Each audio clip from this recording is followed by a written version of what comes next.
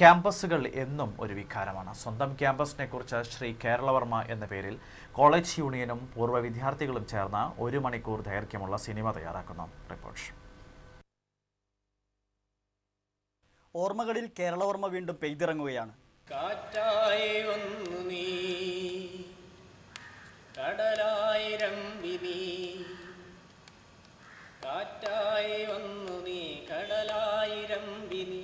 ഉണർവായി ഉയിരായി തീരാത്ത നിറവായി, നിലവിലൊരു പൂമ്പാറ്റ പകലായി. പലകുറി മൊഴിഞ്ഞൊരാവാക്കായി, പലകുറി മൊഴിഞ്ഞൊരാവാക്കായി. സാർത്ഥകമായിരുന്ന കലാലയ ജീവിതം ഓർമ്മ മാത്രമായി അവശേഷിക്കുന്ന കാലത്ത് പഠനവും പ്രണയവും രാഷ്ട്രീയവും സ്വപ്നങ്ങളും തീപ്പാറുന്ന ചിന്തകളും ഒക്കെ ആവിഷ്കരിക്കുകയാണ് ഒരു കൂട്ടം യുവാക്കൾ. പൂർവ്വ വിദ്യാർത്ഥികളായ ജെബിൻ ജോസഫും സന്ദേശും മുകേഷും ധിനിലും സുനിൽകുമാറും കോളേജ് യൂണിയൻ സെക്രട്ടറിയായ സലീഷും കൂട്ടുകാരും ചേർന്നാണ് ഡോക്യുഫിക്ഷന്റെ രചനയും സംവിധാനവും ക്യാമറയും സംഗീതവും എല്ലാം നിർവഹിക്കുന്നത്.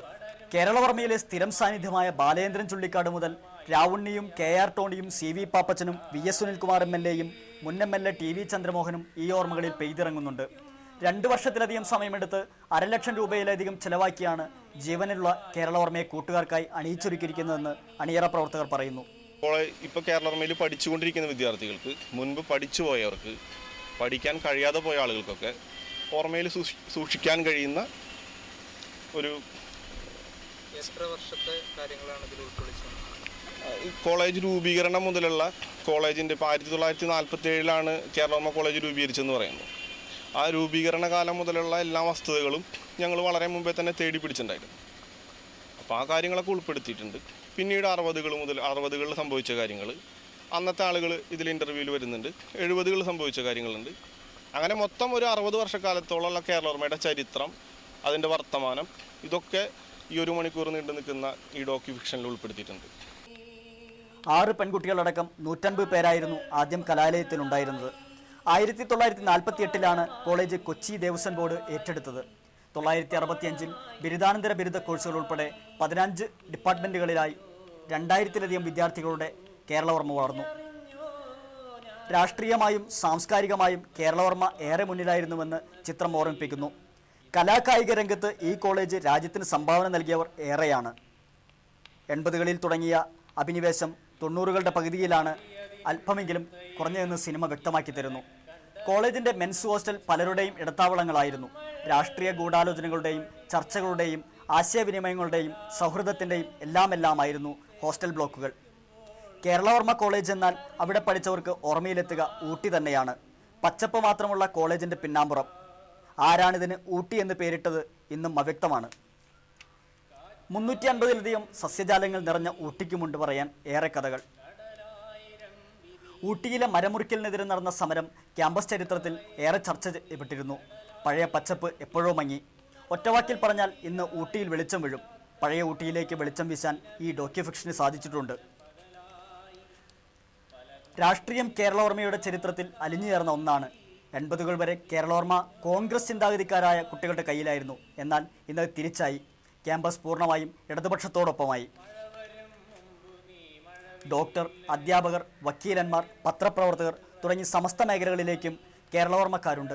അതൊരു സംസ്കാരമായിരുന്നു.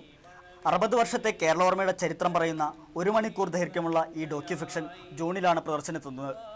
സുഹൃത്ത് ബന്ധത്തിന് ഏറെ മൂല്യം നൽകാൻ ഓർമ്മകളെ പിന്നോട്ടടിച്ച് നാം വന്ന വഴിത്താരകളും ചലിച്ച ഇടനാഴികളും ഒരിക്കൽ കൂടി മനസ്സിലേക്ക് ആവാഹിക്കാൻ അവസരമൊരുക്കിയ കൂട്ടുകാർ കേരളവർമ്മ കോളേജിന്റെ കിലുക്കങ്ങൾ ഒരു ചെപ്പിലിട്ട് തന്നിരിക്കുന്നു. അത് പ്രശംസിക്കാതെ വയ്യ. ആദ്യ ദിനത്തിൽ സൂക്ഷിച്ച ആലില, ആർത്തിയോടെ വായിച്ചു തീർത്ത വരികൾ, മനസ്സിൽ എഴുതിയ പ്രണയാക്ഷരങ്ങൾ,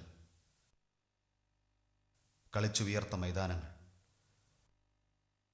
വെളിച്ചമെത്താത്ത ഇടനാഴികൾ, കടലിലക്കിയെത്തിയ പ്രകടനങ്ങൾ,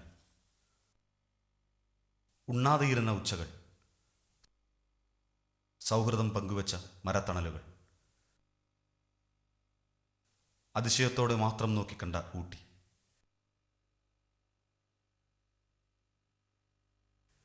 മണ്ണിൻ്റെ മണമുള്ള പാട്ടുകൾ,